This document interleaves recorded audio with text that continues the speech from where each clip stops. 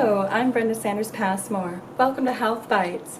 Today I have Alison McDougall with me today, and she is a registered dental hygienist. And we're going to be talking about oral hygiene and different trends that are coming up all over the internet. And we're going to get down to the nitty-gritty and ask the professional what they think about these trends. Okay, Alison, thank you for coming. Thank you for being here. Thank you, Brenda. It's I'm very pleased to be here today. Great. What about this activated charcoal business? It's exploding all over the internet. You see the big black smiles, the big before and afters. What do you think about that? Should we be switching from our regular toothpaste and start brushing with activated charcoal? Well, Brenda, don't throw away your toothpaste just yet. Okay. Yes, there has been a proliferation of videos about using activated charcoal to whiten your teeth.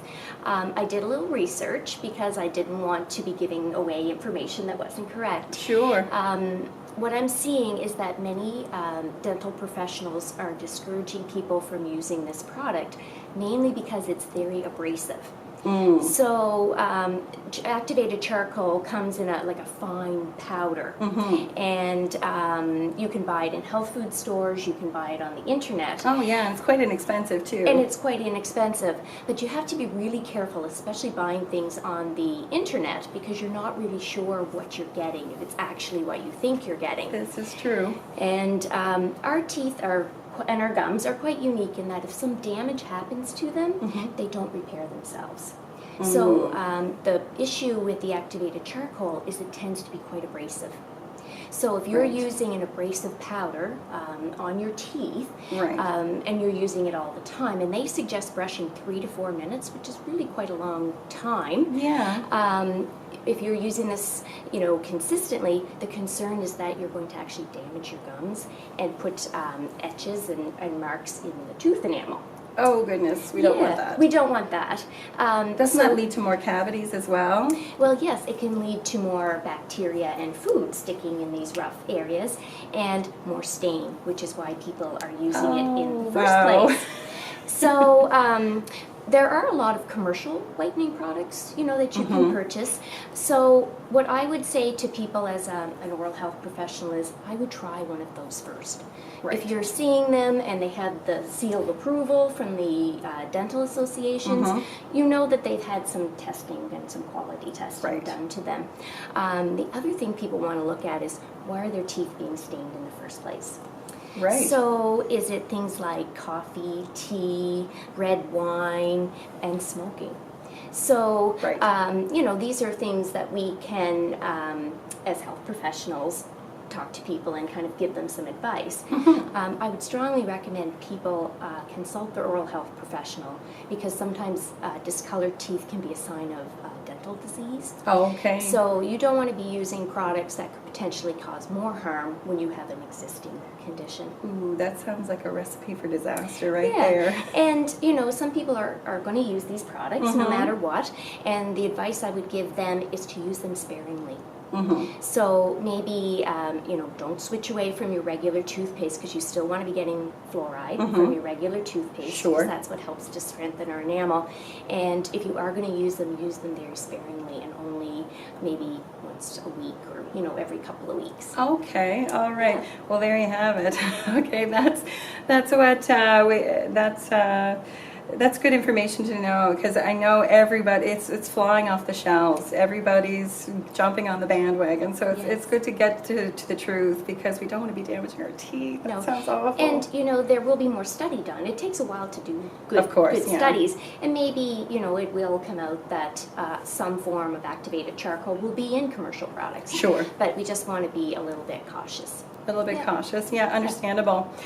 All right, the next topic I want to talk about, it's not all that new. I mean, well, it's an ancient tradition of oral health as far as cleaning your teeth, is oil pulling. Yes. But it's been coming up on the internet a lot in the last year or two, I'd say. And it's another big kind of fad going around. So what do you think about oil pulling? Well, I can be a little more positive about oil pulling. Okay. Yes. As you said, it is an ancient form of oral health care.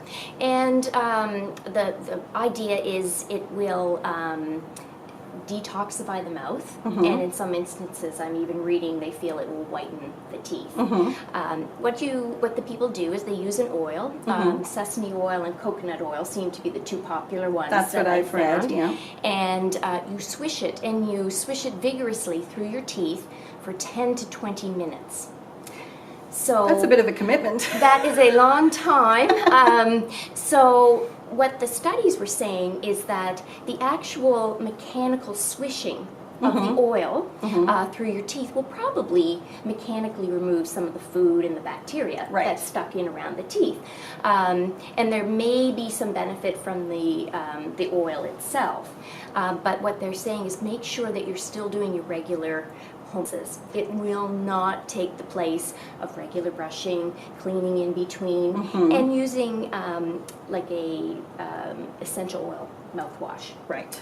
So, I would not discourage someone from doing it. Anyone who is committed to doing something for 10 to 20 minutes Daily. Twice daily. Yeah, I commend them, because that's a commitment to your oral health. For sure. And I'd say that person probably still does brush Yeah. and clean in between too. Good.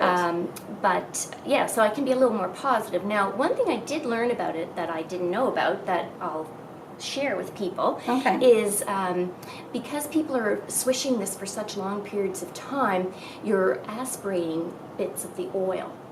And in some individuals, they can develop a condition called lipoid pneumonia. Oh. So that was the only caution that I could find Okay. on the internet. But that's kind of rare, isn't it?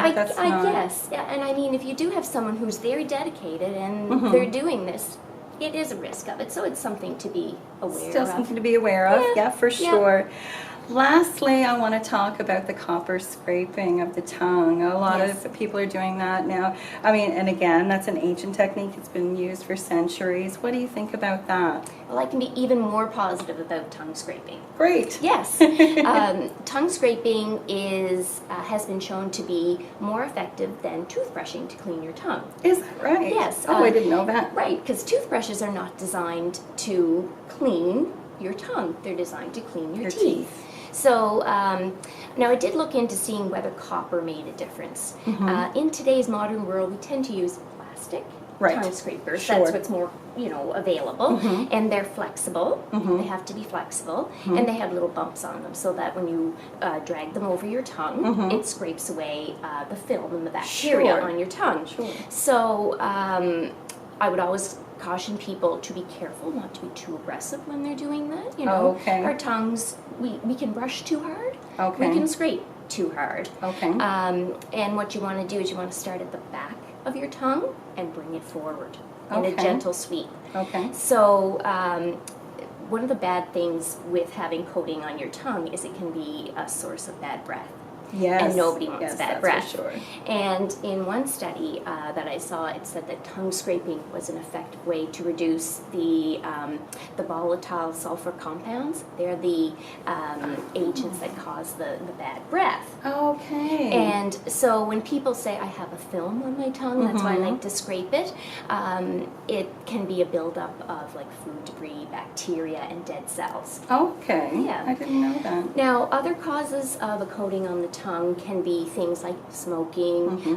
It can be a sign of some underlying diseases. Candida. Or yeast infections, yes. So I still would caution people that if you have a chronic coating on your tongue or a chronic bad breath, maybe to seek an oral health professional's advice, because there could be something else going on. Underlying issues. Yeah, All but right. the tongue scraping is a great thing to add to your regime, but still, do your brushing, clean in between, and go for your regular checkups. Now, you asked me about the copper. I think in maybe modern day, I couldn't find anything that said that the copper made any difference. Again, it's the mechanical scraping that makes the difference. Yeah. All right. Well, thank you so much for coming in Oh. today. I really appreciate this information, and now we can all make more informed decisions when it comes to our oral health. Thank you for joining me, and we'll see you again soon. Yeah. Thanks, Bye. Brenda. It's been great. Thank you.